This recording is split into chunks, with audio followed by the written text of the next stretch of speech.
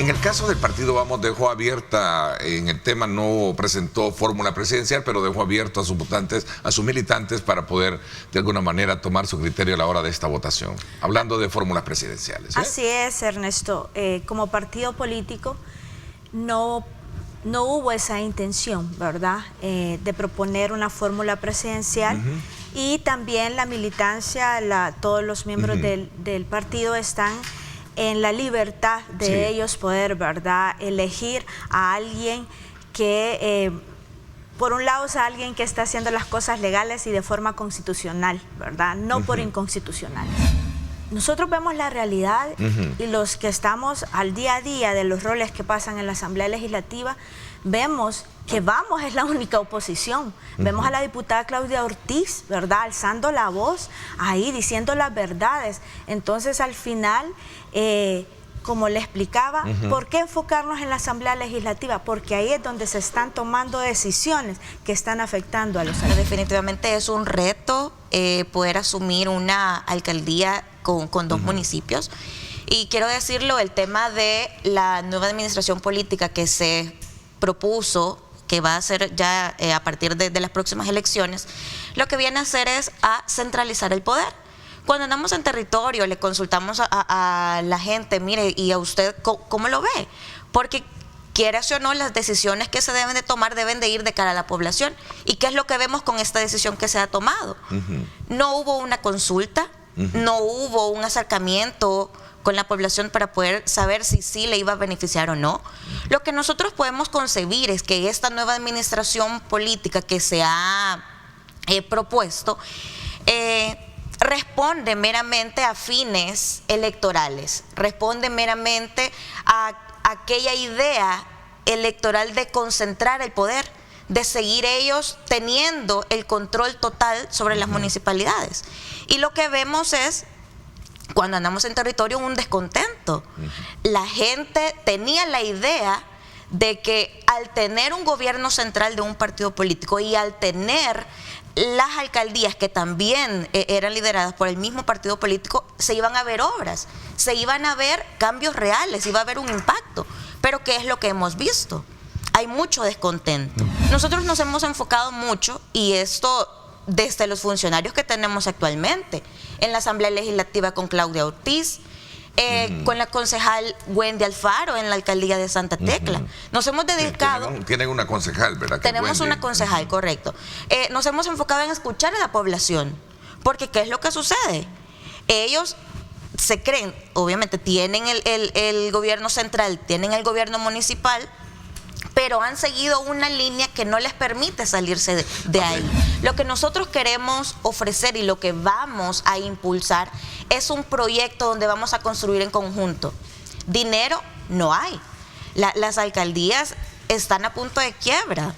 En Santa Tecla, por ejemplo, en el tema de recolección de basura, la tasa que hay, la tasa que se recoge, no alcanza para pagar el 100% de lo que ya está establecido en el contrato. Entonces lo que vemos es una oportunidad, ¿para qué? Para hacer una gestión diferente, no para aumentar los impuestos a la gente. Lo que vemos es una oportunidad para hacer una administración que vaya cercana de la gente, que construya con la gente, y también que vea el tema de buscar una gestión para recolectar fondos desde otras instancias, porque creemos firmemente que la ciudadanía no debe de pagar los platos rotos. Quiero detenerme un poco y examinar, viendo el tema de oportunidad, como usted lo dice, uno de los principales, sin el menosprecio del resto de candidatos que buscan la Libertad Sur, es el actual alcalde de Santa Tecla, ¿no? En este caso, Henry Flores. ¿Cuál es la radiografía que tiene usted de su gestión, particularmente más allá de su persona, ¿no? Lo que vemos en esta gestión es una gestión de mala administración. ¿Por qué? ¿Por qué te digo eso? Cuando andamos en territorio y llegamos a aquellos cantones de Santa Tecla, porque estamos hablando específicamente de Santa Tecla, no hay obras en sí. La gente nos sigue diciendo, miren, me vinieron a prometer cuando andaban en tiempo de campaña que me iban a arreglar esto, me iban a hacer lo otro, pero ¿qué es lo que ha pasado ahorita? Se han invertido millones en traer orquestas, se han invertido, ¿cuánto no gastamos en llevar a los 12 niños a España? O sea, pero ¿por qué no pensar un poco más allá en tema de prioridad? ¿Es eso lo que le beneficia al tecleño? Debemos de pensar en la parte de, sí hay que invertir, está bien en las fiestas patronales, está bien en impulsar a los niños que fuera de Santa Tecla, pero eso debemos de hacerlo cuando ya haya sido pagado o ya hayan sido cubiertas las necesidades de los tecleños. Entonces lo que vemos es una mala administración, porque dinero se ha tenido. ¿Cómo ustedes ven, digamos, esta nueva escenario en el que se van a prestar los partidos políticos en el campo legislativo y en el caso muy en particular, pues como lo comentábamos con Xiomara, en el tema de municipios? Una decisión meramente, Ernesto, electoral, electorera. ¿Por qué? Claro que cuando se nos dice a los salvadoreños esto va a ser para optimizar recursos, ¿verdad? Para evitar corrupción, ¿verdad? Para que pueda hacerse más con el dinero público. Pero en realidad uno dice, ¿cómo llegaron a la conclusión? ¿Cómo unieron esos municipios, Ernesto? Porque si bien en este país ya está aprobado y ya está el dinero para un nuevo censo. Veamos un poco la apuesta que como partido ustedes tienen de cara a estos otros comicios, teniendo como referencia estos elementos. Veamos. En el campo, por ejemplo, legislativo, de manera más institucional como partido, vamos. En el partido decidimos, ¿verdad?, participar en 5 departamentos. Por la Asamblea Legislativa, van candidatos en San Vicente, en La Paz, en Santa Ana, San Salvador y La Libertad. Son 33 perfiles que el partido político Vamos le va a representar a la ciudadanía, que son personas comprometidas con el servicio, con valores transparentes y con formación. Le voy a hacer una pregunta sobre ese. Ustedes como partido están de acuerdo que ya hace entonces que se elimine, ¿no? El régimen de excepción se nos ha vendido, y lo digo se nos ha vendido, porque esta es una figura constitucional, permitida, sí, y que le quita 3 garantías a todos los salvadoreños, no solo a los delincuentes, a todos los salvadoreños, ¿verdad? Que es que si a usted lo detienen, usted no va a pasar 3 días detenido, va a pasar 15 días. Usted no tiene ya el derecho a legítima defensa. Usted, el tema de la inviolabilidad, ¿verdad?, la correspondencia. Entonces, vemos cómo eso es para todos los salvadoreños. Entendimos, y quiero que quede claro, Ernesto, que cuando se hace el régimen de excepción, venía por una escalada de más de 80 homicidios solo en 3 días en El Salvador. Veníamos de que se había descubierto la fosa clandestina en Nuevo Cuscatlán. El tema de los desaparecidos estaba desbordante. Hoy, lamentablemente, ni siquiera se habla de desaparecidos, ni siquiera la fiscalía los tiene en pausa, los tiene ahí guardaditos, y son miles, porque según el informe de labores presentado por el Ministerio de Seguridad, actualmente en El Salvador desaparece al menos una persona diariamente, y de eso nada se habla. Entonces, a lo que voy con su pregunta del tema del régimen de excepción.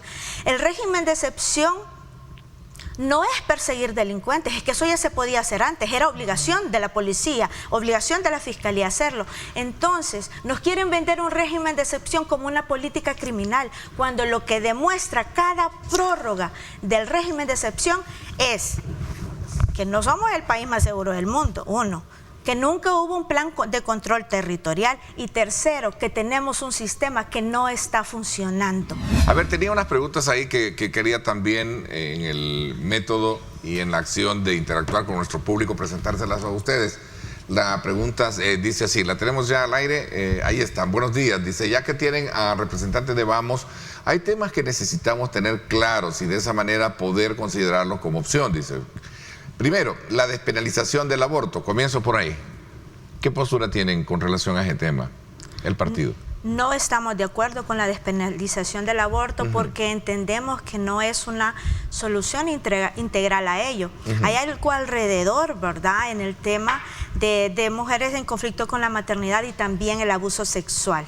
En el tema de la violación, que hace unas semanas, ¿verdad?, estábamos con el caso tan sonado, tan público, en que un militar abusó sexualmente de una niña de 13 años. Es algo muy grave, y es grave aún, Ernesto, que, como le mencionaba antes, que el informe de labores entregado por el Ministerio de Seguridad, el delito que menos reducción ha tenido, solo se refleja un 1%, según el año anterior, es el delito de violación. No hay una política pública para prevenir. En las últimas sesiones de consejo, y esto me lo ha comentado Wendy, se han aprobado préstamos con cajas de crédito. ¿Para qué? Para pagar servicios básicos. Imagínense qué grave es la situación. Y es alarmante a lo que nos vamos a enfrentar el próximo alcalde en el tema de la administración de las finanzas. Porque lo que se está recogiendo meramente está sirviendo para poder hacer los pagos. Es como que si nosotros en nuestra casa si hiciéramos un préstamo para poder pagar la luz, para poder pagar el agua, para poder comprar alimentación. Debemos de, con el presupuesto, poder suplir, poder pagar, aunque sea lo mínimo de la municipalidad. Pero no está sucediendo eso. Y es ahí donde viene la pregunta, es ahí donde nosotros vemos, o sea, no contrasta la parte del que el presupuesto, están haciendo más préstamos para poder pagar servicios básicos, pero sí hay dinero para poder invertir en grandes orquestas. Me preguntan cómo van a financiar su campaña. El financiamiento del partido... El financiamiento del partido viene de la gente que está donando, está apoyando, está haciendo el voluntariado. Así hemos sacado adelante todo lo que es lo administrativo del partido. Tenemos a diario un crecimiento poblacional, vehicular, que no deja de sorprendernos cada vez que nosotros salimos a la calle y nos encontramos con esos tremendos colapsos de vehiculares, de tráfico, por ejemplo. Esto trae implicaciones no solo desde el punto de vista económico, ambiental, en la salud mental, de intolerancia, tantos casos que vemos hoy en día. Me da la impresión que a lo largo de no estar en estos días, haber tratado este tema, todavía tiene una configuración o una lectura o un diagnóstico más preciso de lo que está pasando con relación a este tema, ¿cierto? Así es. Adelante. Ernesto, aprovechando los 20 y tantos minutos que disponemos en esta conferencia, quisiera plantear dos cosas. Es frecuente que a los programas de televisión llegue gente a hablar de la movilización vial y peatonal, pero usted solo oye quejas y lamentos y casos y situaciones y todo. Yo voy a tratar de cambiar un poquito esto y voy a presentar dos posiciones. Una como una solución sostenible en 25 años por lo menos, y la otra medidas paliativas o de mejoría o de reducción de crisis de lo que actualmente es movilizarse en el área metropolitana de San Salvador. El problema de la movilización existe en todo el país, pero es mucho más grave en el área de San Salvador. Bueno, solucionar el problema es complicado, es costoso, pero más costoso es mantener el problema. Entonces, déjeme plantear lo que sería una solución. Voy a tener que dar datos para respaldar mi posición. Mire, El Salvador tiene un problema grave de población. Solo el hecho de que 1 de cada 3 salvadoreños resida fuera del país, no por motivos turísticos, sino porque le es imposible ganarse sus costos de vida en nuestro país. O sea, el crecimiento poblacional excede en mucho, porque es exponencial, al crecimiento económico. Entonces la gente tiene que emigrar. 3 millones viven en Estados Unidos, 1 millón, cerca de 1 millón en otros países del mundo, curiosamente en Europa, más que en América. Y tenemos estadísticas amañadas, no son ciertos los datos de población que se presentan. Y lo que es más grave, El Salvador tiene un crecimiento poblacional por encima de lo racional. Sin embargo, tenemos una política pronatalista. Bueno, el área metropolitana tiene 590 kilómetros cuadrados. Creo que son 14 municipios.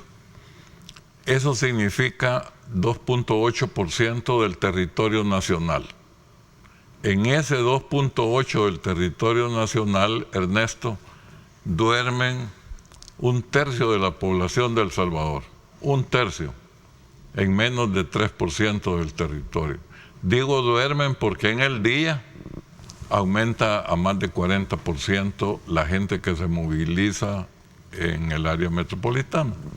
Y la gente viene a trabajar al área metropolitana desde Aguachapán, San Vicente.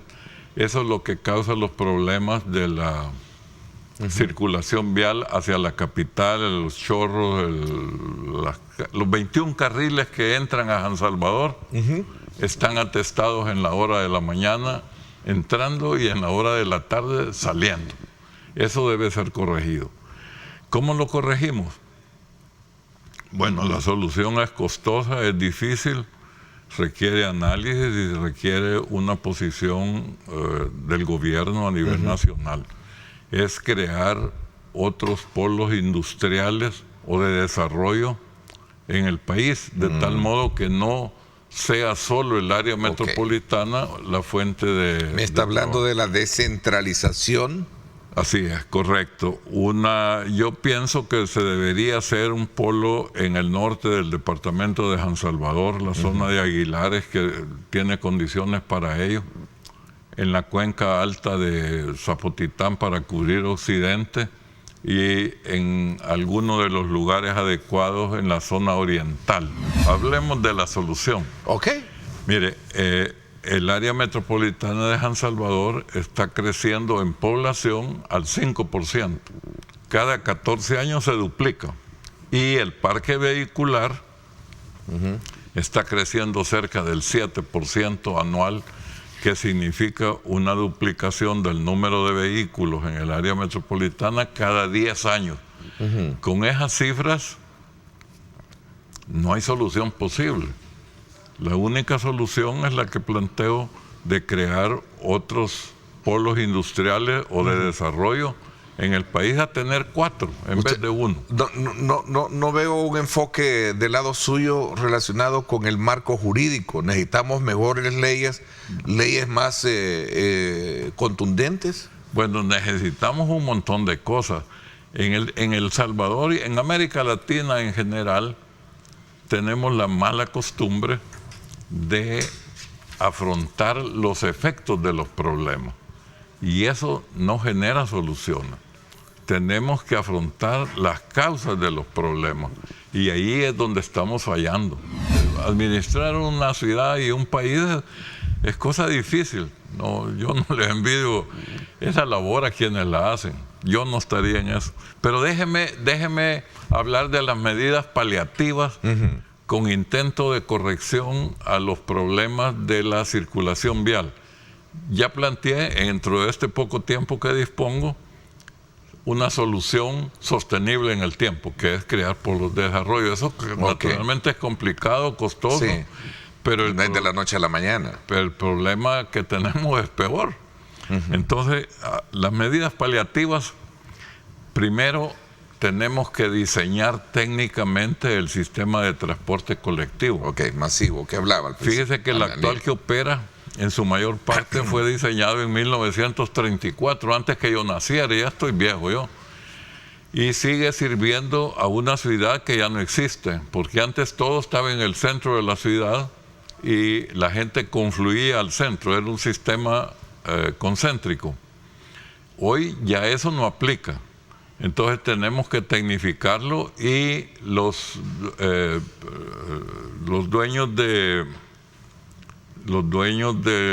inversionistas en los sistemas de buses tienen que tener una mejor rentabilidad, de tal modo que no dependan de un subsidio del Estado, y eso es fácil de conseguirlo.